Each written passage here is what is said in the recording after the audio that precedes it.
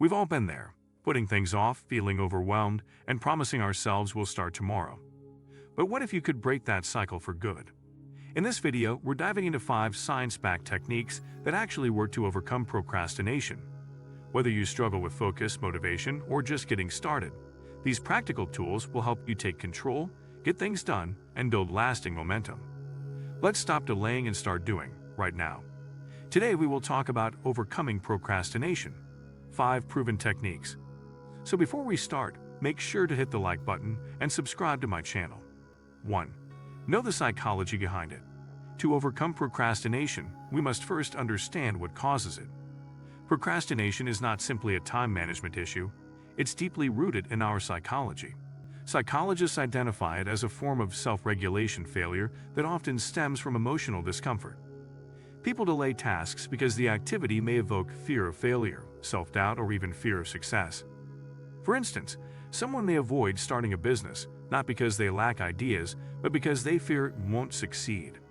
This is compounded by a cognitive bias called present bias, where people tend to prioritize short-term rewards over long-term goals. Our brains are wired to avoid discomfort, and since many meaningful tasks involve stress or uncertainty, we naturally turn to easier distractions, like scrolling on social media or watching TV. Procrastination also ties into perfectionism. People delay tasks because they fear they won't do them perfectly.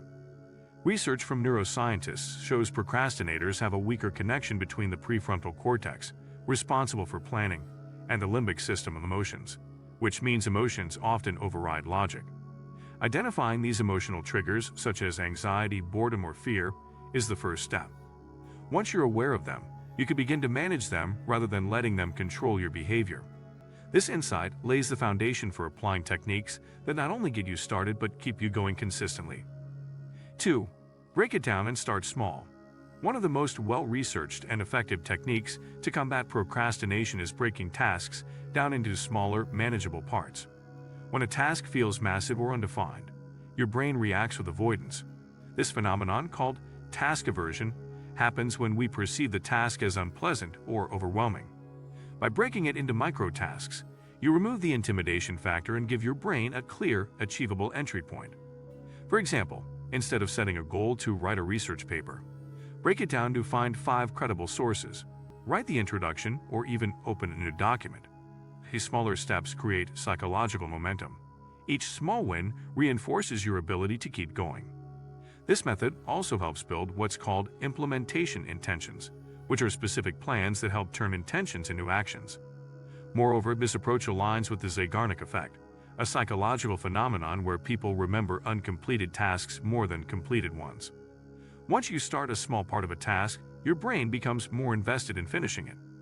Productivity methods, like the Pomodoro technique, where you work for 25 minutes and rest for 5, can also make microtasking more structured. Breaking tasks down doesn't mean slowing down, it means approaching work strategically to minimize emotional resistance and maximize output. 3. Use time blocking and environmental design. Another powerful technique to overcome procrastination is the combined use of time blocking and environmental design. Time blocking involves planning your day by dividing it into chunks of focused work, rest, and transition periods. This method forces intentionality and reduces the time lost to indecision. For example, instead of vaguely deciding to work on a report today, you might allocate 10 o'clock 11 o'clock a.m. for researching, 2 o'clock 3 o'clock p.m. for writing, and 4 o'clock 4:30 p.m. for editing. These blocks not only help structure your workflow, but also provide boundaries, which makes starting and finishing tasks more manageable. In tandem, environmental design sets the stage for sustained focus. Your surroundings significantly influence your productivity. Cluttered spaces can trigger stress or distraction, while clean, organized workspaces promote clarity and concentration. You can optimize your environment by removing distractions, such as turning off notifications or using site blockers, having all materials ready before beginning a task, and using cues like a specific lamp or playlist to signal work mode. This concept is supported by behavioral psychology, particularly the idea of cue-based habits. By consistently associating a space or trigger with focused work, your brain becomes conditioned to enter a productive state more easily. When these two strategies are combined, they create a system where both time and space work in your favor. 4. Build discipline through habits and accountability. While motivation can fluctuate, discipline anchored in strong habits and accountability keeps you consistent. Procrastination thrives in ambiguity, when you're unsure of what to do, when to do it, or how to measure success. The key is building automatic habits that reduce the cognitive load required to start. According to research by behavioral scientist PJ Fogg, habits form more easily when they are tied to existing routines and begin with small, achievable steps. For example, if you want to start writing daily, tie it to an existing habit. After I drink my morning coffee, I'll write for 10 minutes. Over time, repetition strengthens neural pathways, making the behavior more automatic. In parallel, external accountability adds social pressure and commitment.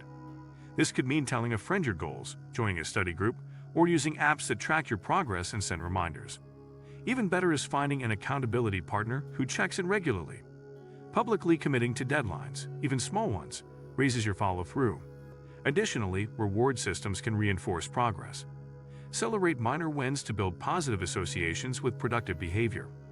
These habit and accountability systems transform productivity from a willpower battle into a structured, repeatable process. They minimize the decision-making drain and replace reactive procrastination with proactive momentum. 5. Manage emotions and redefine failure. Perhaps the most underrated, yet critical, technique in beating procrastination is mastering emotional regulation and redefining your relationship with failure. Much of procrastination stems from emotional discomfort, fear of not meeting expectations, of being judged, or of not knowing where to start. Instead of resisting these emotions, the goal is to acknowledge and manage them. Techniques like mindfulness, journaling, and cognitive restructuring can help. For instance, when you notice thoughts like, "I'm not good enough to do this," you can challenge them with rational counterstatements like, "I don't need to be perfect, I just need to start." This reduces emotional friction. Moreover, redefining failure is essential. Many procrastinators equate failure with personal inadequacy, which leads to avoidance. But in reality, failure is feedback. It's part of learning and growth. Adopting a growth mindset, believing your abilities can improve with effort, has been shown to decrease procrastination. Additionally, practicing self-compassion instead of self-criticism builds resilience. You're more likely to return to tasks after a setback when you're kind to yourself. Remember, the goal isn't perfection, it's progress. When you stop fearing discomfort and begin seeing effort as valuable, procrastination loses its power. Emotional mastery turns procrastination from an enemy into a signal, an invitation to grow. If you like this video and would like to see more like it, please give it the thumbs up. Leave a comment and click the button to subscribe.